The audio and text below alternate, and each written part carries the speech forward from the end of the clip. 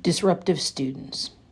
This video is about what to do when you have that kid, that child who makes teaching so incredibly difficult that you breathe a sigh of relief when they're not in the room, and you breathe a sigh of relief when they're absent, and it seems like they're never absent. That student who is so disruptive that not only do they prevent you from teaching, but there are times when they're actually a danger to others in the classroom. So let me just preface this by saying there's no easy answers to this question. You can use your entire bag of tricks and still feel like you're about to throw up right before that class gets to your room. So I'm just going to go ahead and give my talk. If you call the office for a situation where a student is becoming violent or defiant or bullying, you will get somebody to come and remove the child from your classroom, especially if this child is a danger to themselves or others, or if, there's an issue with bullying or name calling that could possibly lead into a fight erupting. Other types of things like gang activity, things like that can definitely be, you can count on somebody actually coming to your room. I hope. One would hope that the prevention of violence and student safety and things like, bullying would cause a school district to respond. If not, I would say you're in the wrong school district because they're not providing a safe environment for you and your students, and you need to get out. It's been my experience that as long as I'm not the teacher who cries wolf, that I do get administrative support when it comes to true emergencies.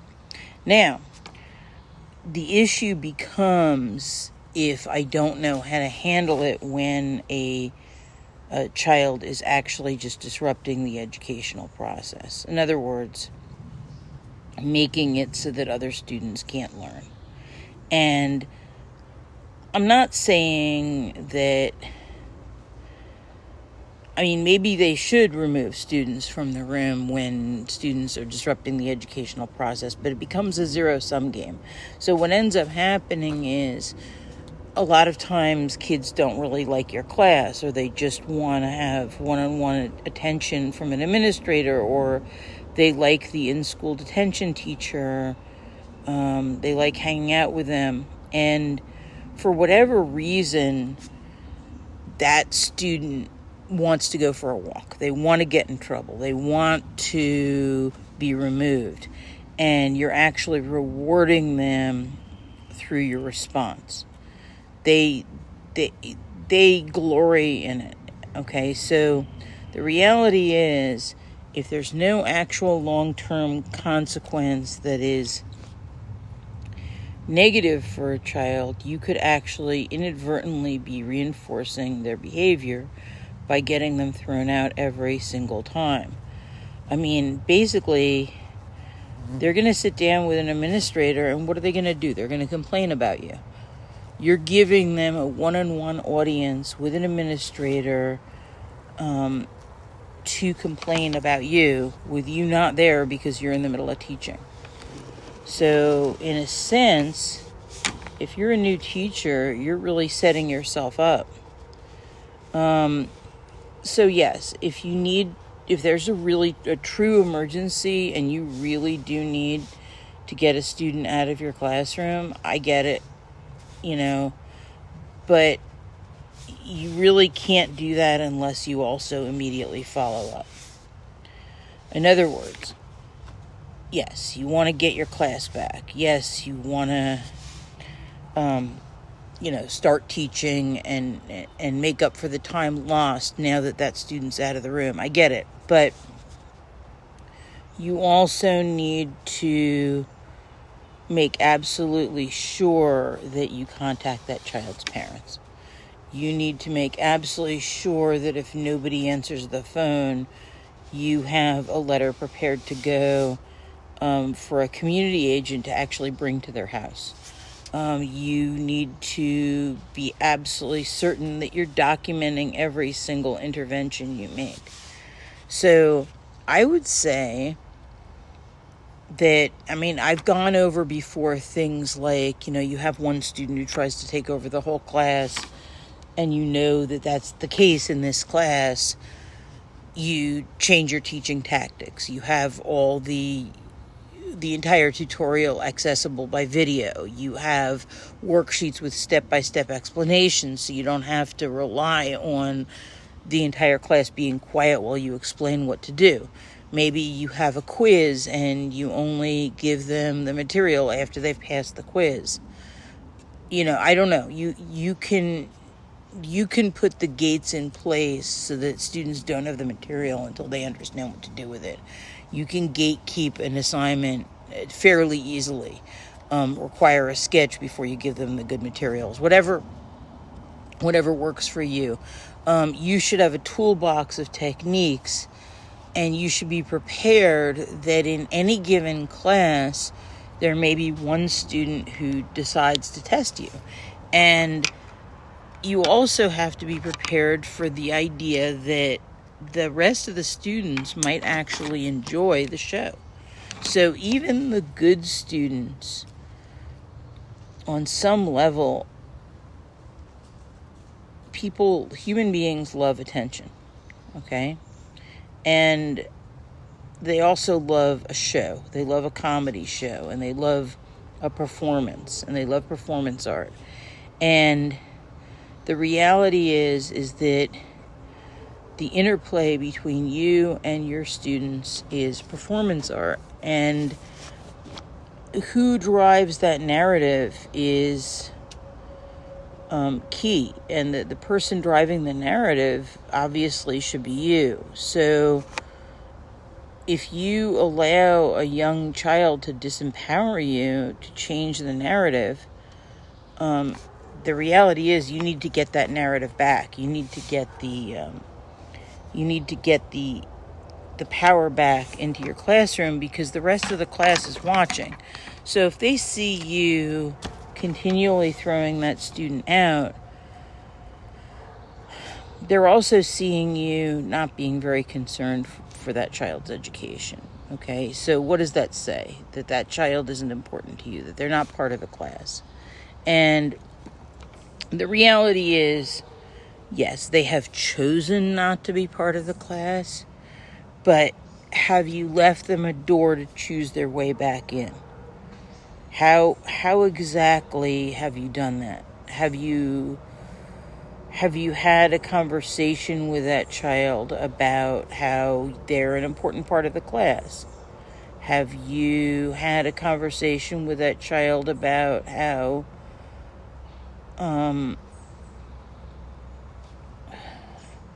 they could start succeeding in your class? Have you had a conversation with that child about what they do care about, what's important to them? So the reality is, let's be totally frank here, you are not going to reach every child. There is no way that every single child in your class is going to learn all the stuff that you want them to learn. But they might have a chance of learning it eventually if they also know that you care about them. So the reality is, if you've got a student who's doing dangerous things, I had a kid once who, I'm actually Facebook friends with this person, so this was years and years ago. They're in their 30s now. This was my experience with that kid. And at some point in your teaching career, if you teach long enough, you too will have an experience with that kid. But this was a 7th grader. He actually took an eraser, he dipped it in paint, red paint, and he whipped it across the room and it hit a little girl in the back, and she started crying. Now, that is a situation where you absolutely need to call the front office. He hurt another child. That child is going to go home. They're going to be complaining to their parent about their daughter being hurt. But he also caused a very chaotic environment within the classroom. He also, was so disruptive that other people started copying him, and it just became very, very, very difficult for the rest of the class to learn.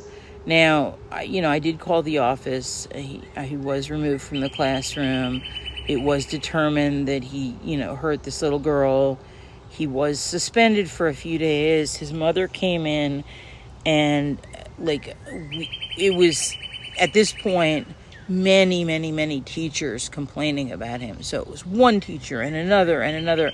And his mom had absolutely no idea what to do with him. And it wasn't that he hadn't come from a loving home, and it wasn't that he'd been raised by wolves. He was just a very high maintenance child.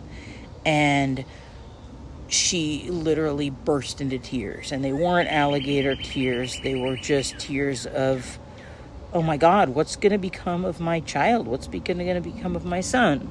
And so here's the thing. He was a very intelligent kid. And if you were to find any sort of definition of good or bad, he was the quintessential, quote, bad kid. Now, we all know that there's no such thing as a bad child, but the reality is that if you were going to use the term, it would apply to him. He was just so high maintenance, and he would get this evil, mischievous, conniving look in his eye, and then do something absolutely terrible. And I really was at a loss as to what to do with him. But I also knew that he was a highly intelligent person. And I will tell you, he did things like he stole clay out of my classroom, and he and his friends threw it around the cafeteria. And I got in trouble for the stuff that he did. And it was one of those things where it was a really good class. Overall, a very nice group of kids. And, the other kids, when he was suspended, they would say things like, why is he even in this class? He's not smart. This is supposed to be a class for smart kids. I hate him. It was.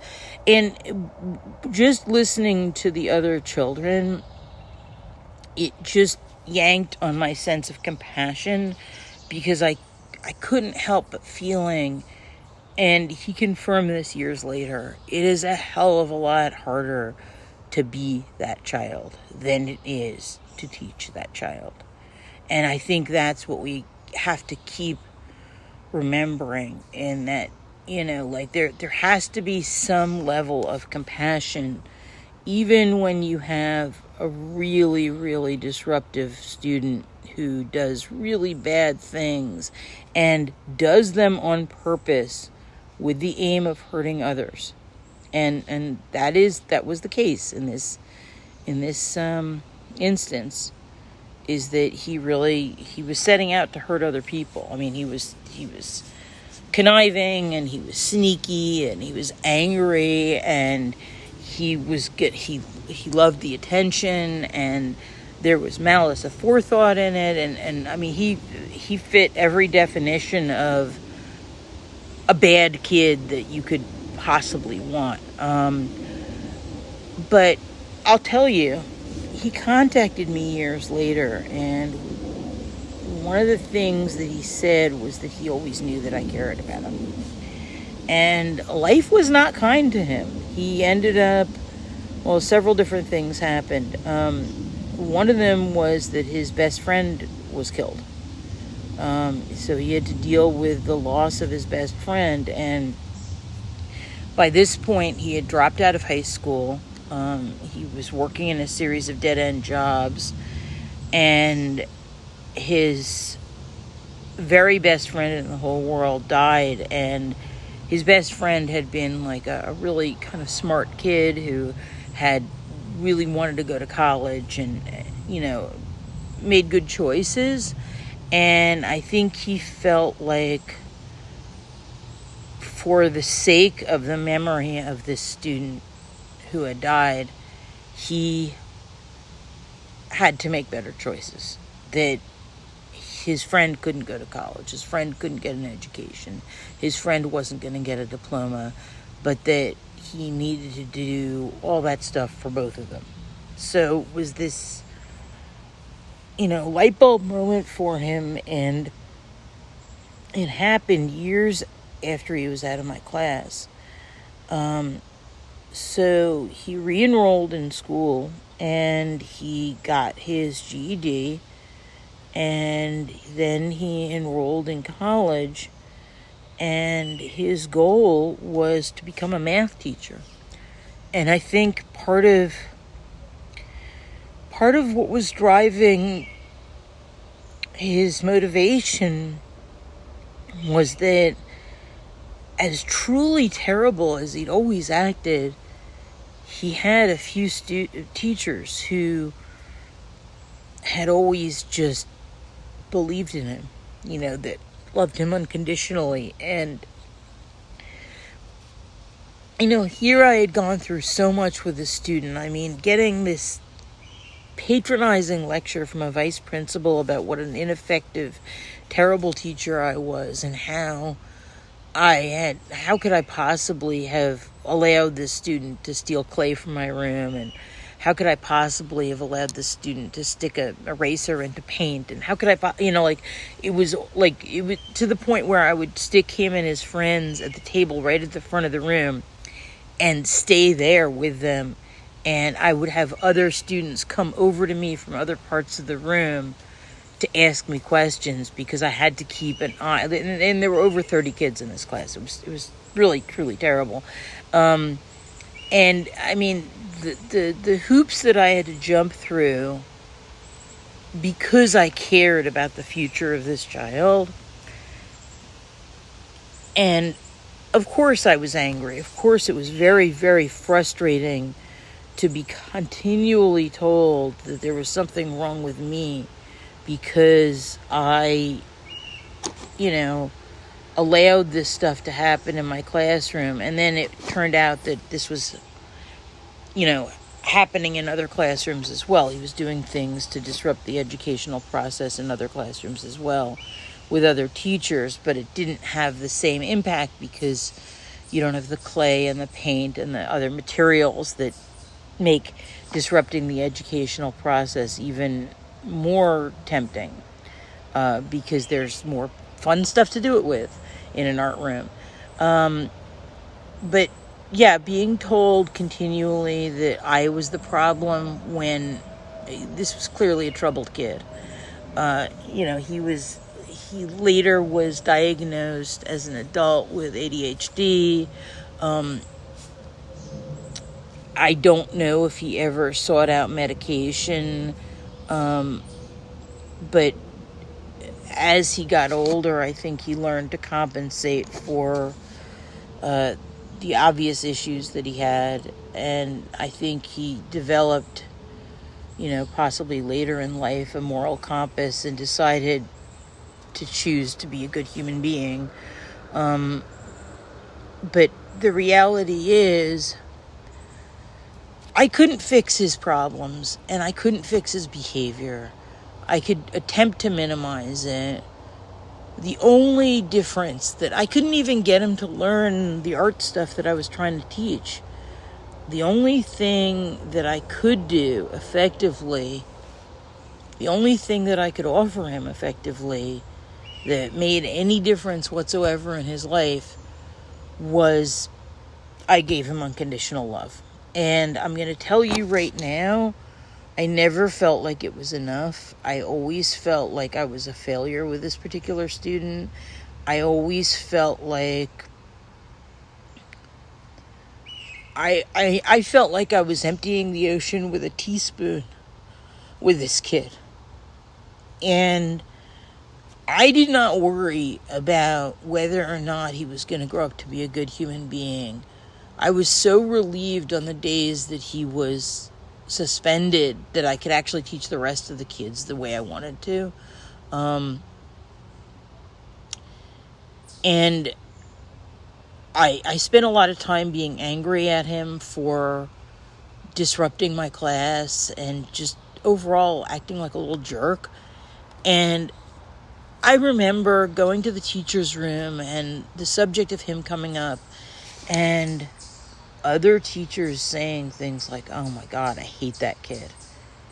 And that's where my affiliation with them ended. I was like, what, you do? Like, you do?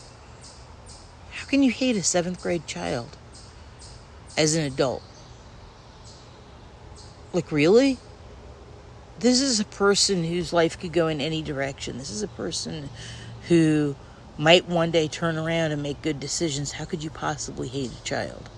And, I mean, that's what makes me different, I think, from a lot of other teachers, is that ability to love unconditionally. And it's not easy. Kids don't always make it easy, but there's a couple of things that you should understand. One is that you may be the parent of a child like that one of these days, and it's a hell of a lot harder to parent that child than it is to teach that child.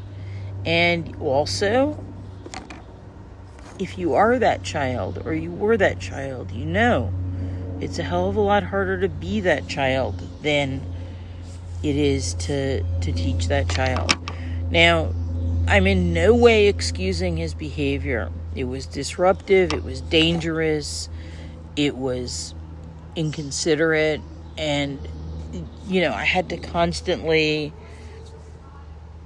contact the mother and constantly contact the office and constantly write him up and constantly document stuff.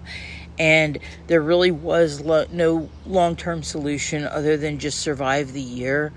But at the same token, notice that the rest of the class wasn't turning against me because of the way I handled it. So, it is possible for a student to drive the narrative of, look how mean this teacher is, look how they're dealing with this one difficult student. And I've seen that happen as well, where a student can actually turn an entire class against the teacher. So, the one thing that I have in my favor is that, no, I wasn't really all that effective in dealing with him. I used all the tools in my toolbox and none of them were enough. But long term, thankfully, this kid reached out to me and said that I was one of a handful of teachers that changed his life, that made his life better. And that later on, when he was prepared to make better choices, he thought of me. Teaching is not an easy job, and it's not for everyone. The only thing that I would entreat you is that before you decide whether or not you're making a difference in a child's life, give it some time, because you might not find out until years later.